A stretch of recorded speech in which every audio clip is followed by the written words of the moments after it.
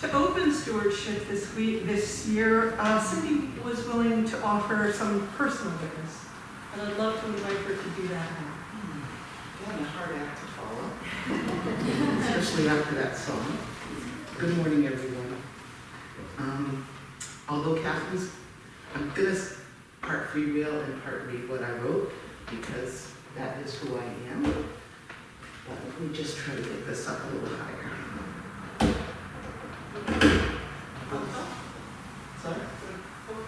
No, it's more about this scene angle. So, welcome back, Catherine. Thank you. Although he hasn't been here with us physically, she's been with us in spirit, but I love even more that you are here with us today. I am the stewardship chair this year, and I have received a lot of guidance from lots of people, and I thank you very much for that.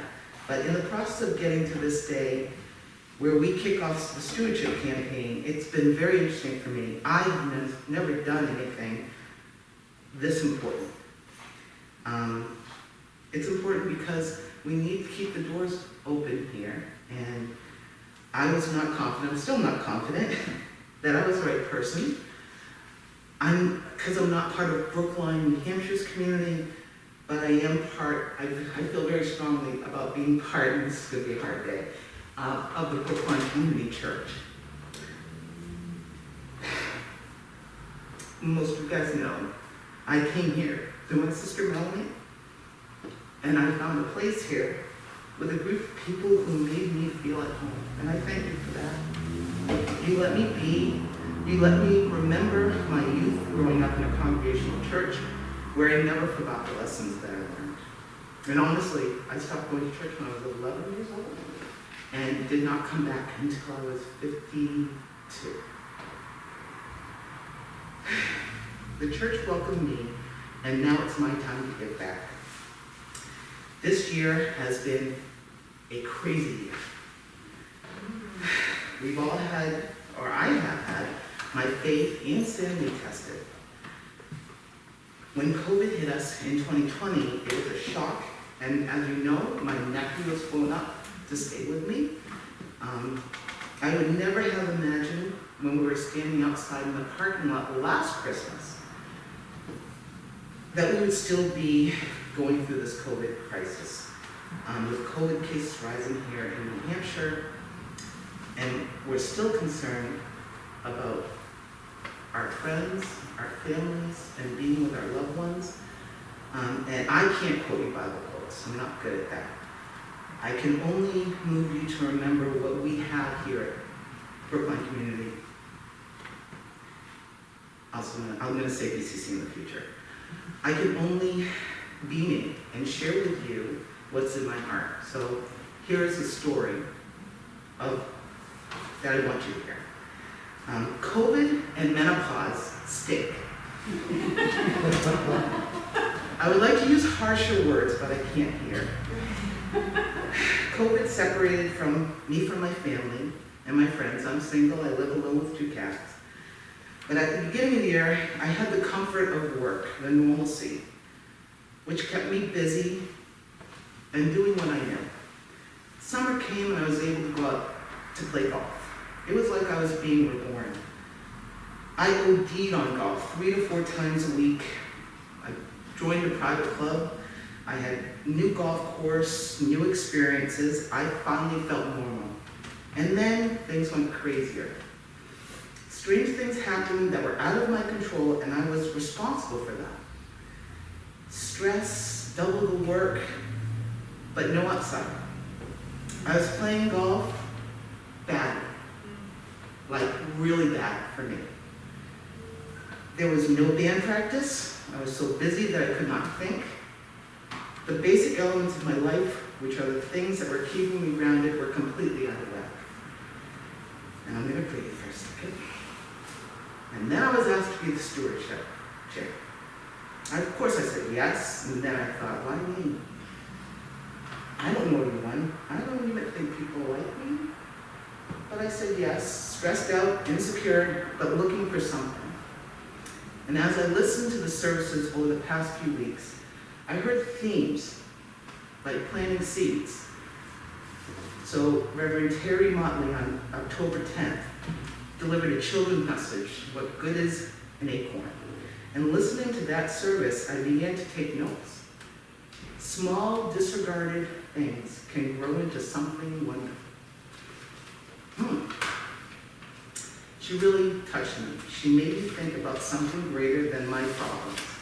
I asked her if I could hold on to the acorns, and I forgot them. They're downstairs in the mailbox room, so if anyone missed that service, there's an acorn that you can plant to grow into a mighty oak.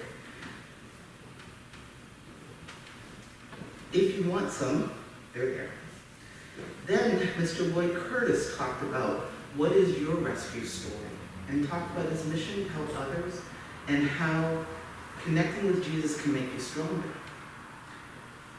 Then, the morning that Cindy DeAndre came to speak with us, I was hesitant to walk in the door. I was sitting out in the parking lot. I was tearful when I got to the back row. At that point, I was overwhelmed. And as she talked about an unexpected turn in life, how her thought process moved from planning what she was going to watch on Tuesday night, which was The Voice, to finding out her husband had been into a car accident that left him with a broken back. And he's the owner of the shoebox, if you don't remember. I was feeling there was no hope until that moment. Hope lives in you, the Holy Spirit. And these are from my notes I was taking during church. Hope lives within you, the Holy Spirit. The Holy Spirit gives you faith. Dunamis, did I pronounce that right? You guys remember? Dunamis? Which she thought, she was trying to figure out what the equivalent would be. But she said, in today's world, it really means it's the power given to you to overcome whatever is stopping you. Denise. Then I got home to look at the themes to base this year's stewardship off of. And for me, there was only one. God is still speaking. It's an old theme for UCC.